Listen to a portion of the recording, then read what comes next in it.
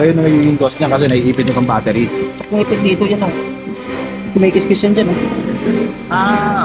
Puro hindi nasusunog. Ano? Ikaw mo may fuse. Pati ko walang fuse yan. Iinit yan. Sunog to. Gugulat yan, lumiliyap na yung puwet mo. Ghost Rider. Ghost Rider yan.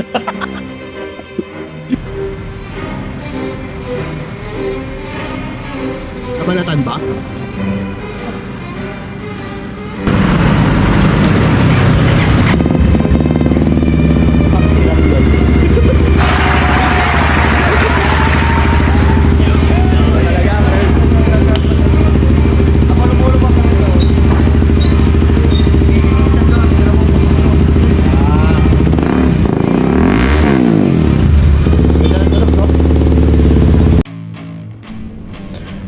Oy, good morning mga katalipandas, magpalang araw sa ating lahat. Ayan, napakaganda ng weather natin ngayon, no? The weather is nice and cool today.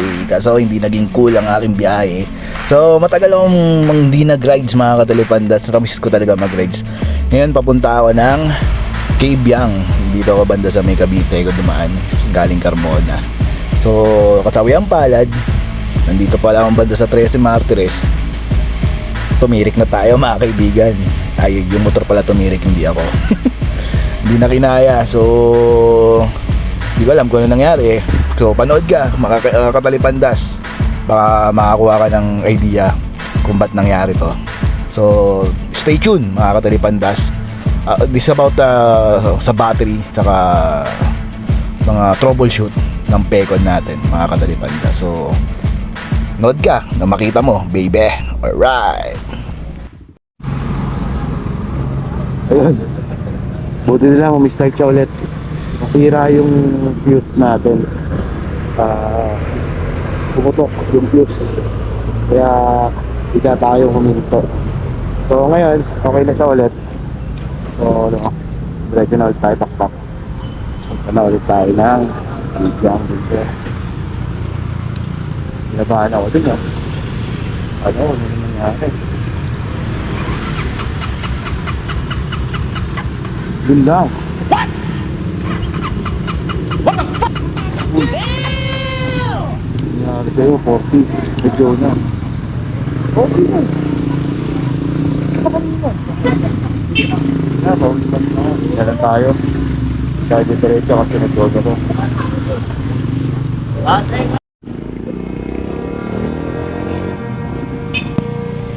Ilang yan. Nahihina fuse. Ngayon tingin ko battery. Hindi na kaya ng battery. I-redondo nyo na. Oh, may naka-charge pa. Tayo pa-charge pagkatapos niya.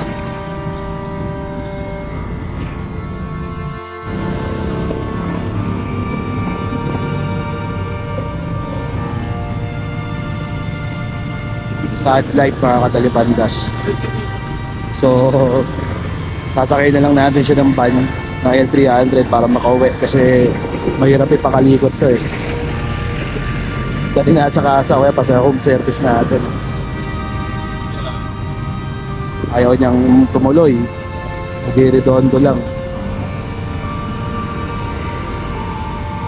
First time kay Fiona yan. So ayun, hintayin na lang natin yung van. Arka ka ngayon Dala po. Ayan. Shoutout sa Tolits Motoworks Specialist. Ayan kay Kuya.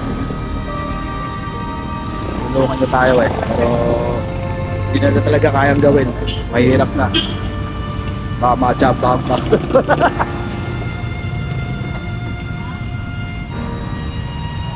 Maging magaan lang naman to eh, no?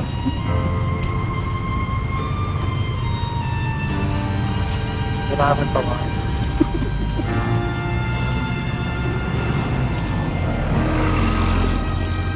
actually kuya, kahit pa pala ito yung isang upuan.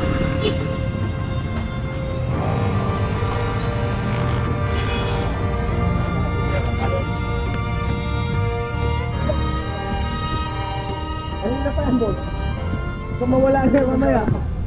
So ayun, following day na to. So ihatid ko naman siya sa Fecon Muntinlupa sa main branch para doon siya ipa-check para sure tayo. Shoutout sa mga Lalamove baby.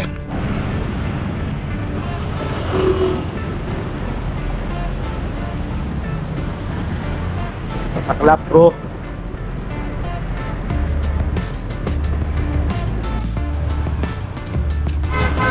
Kaya pag ito sa ganito, naku,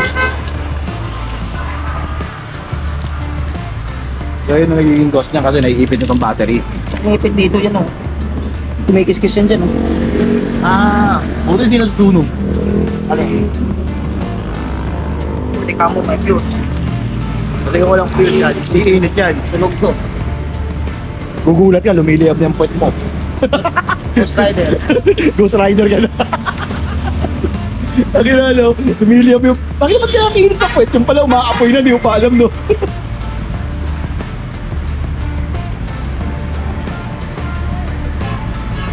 Nabalatan ba?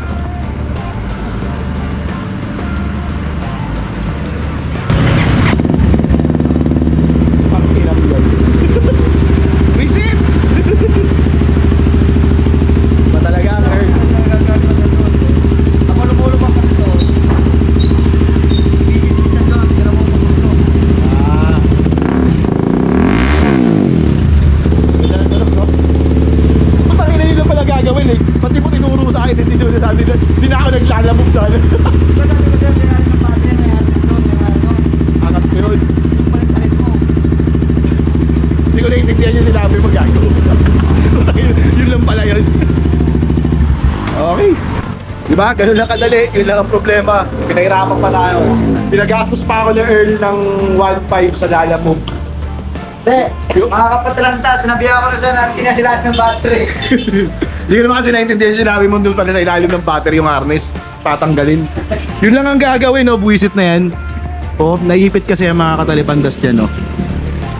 Kaya yan nagano, tumatama siya doon. Ito yung parang tornilyo ano yun. Yung mga wire na yan, ayun, no? Pipi yung wire, oh. So yun yung nagiging cause. Ito lang ah. Oo nga eh. At least makakapasok pa ako. Napakagaling talaga ni Paring Eric. Ito yung sinasabi ko sa inyo mga katalipandas. Na, halimbawa, may problema yung motor nyo. Huwag nyo ipakalikot sa mga nagmamarunong-marunong lang. Kasi mahirap eh. Pagka kasi nasira kasi, lalaki problema eh. Diba? Eh, yung may alam, katulad nyan. Papaalala ko nga pala ulit, si Earl, siya ang chief mechanic ng Fecon. Siya ang pinaka-head mechanic ng Fecon. So, talagang nagpupunta pa to na ibang bansa para lang mag-aaral ng motor na to. So, alam niya yung mga troubleshoot nito. So, ayun lang. Pero syempre, pagka kasi malaki na problema ng motor mo, sasabihin naman nila sa'yo eh, yung ano kailangan mong gawin eh. Or ano yung gagawin nila. So, meron ding mga issue dito minsan na talagang di maiwasan. Yun, kailangan mo talagang mag-impe. Yun na talagang buhay. Pero tingnan mo naman, no, di ba? Okay na. One click. Na talaga si Paring Earl. Basic, no? Yun ang basic. Kung kaya nyo lang pala yun, ayun, lalagyan na ng palaman. Para hindi na siya maano. So magdidikit na kasi ito, bakal dito yun. Ha? Bakal to. Ah, bakal din ba to? Bakal yan.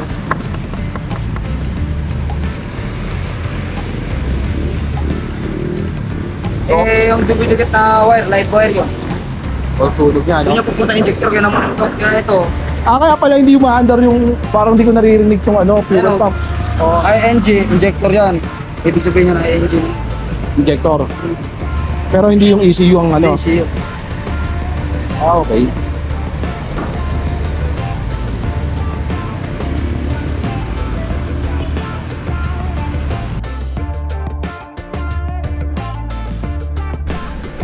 So ayun, sa wakas, natapos din at napakadali lang ginawa. Nakita niyo naman mga katalipandas kung paano ginawa, di ba? At nakita niyo yung troubleshoot ko na nangyari. So sana may napulot kayo mga katalipandas. So So yung pinaka nasa ilalim na wire na harness na itin dun sa battery, agapan nyo na, lagyan nyo na kagad nung parang goma para hindi siya kumaskas, kasi pag umaalog yung motor or nalulubak, kumakaskas yun dun sa bakal yung wire ng harness. So pag nasugatan siya, ang mangyayari, ang tendency, magsa-shutdown. So ayun, puputok yung fuse, ayun. So may pwede rin siya masunog. So agapan nyo na mga katalipandas, huwag nyo nang hintayin lumala pa. So hanggang dito na lang mga katalipandas, sana may napulot kayo mga katalipandas. Hanggang sa muli, ciao baby. Alright, rock and roll, ride safe sa lahat baby. Kita-kits soon.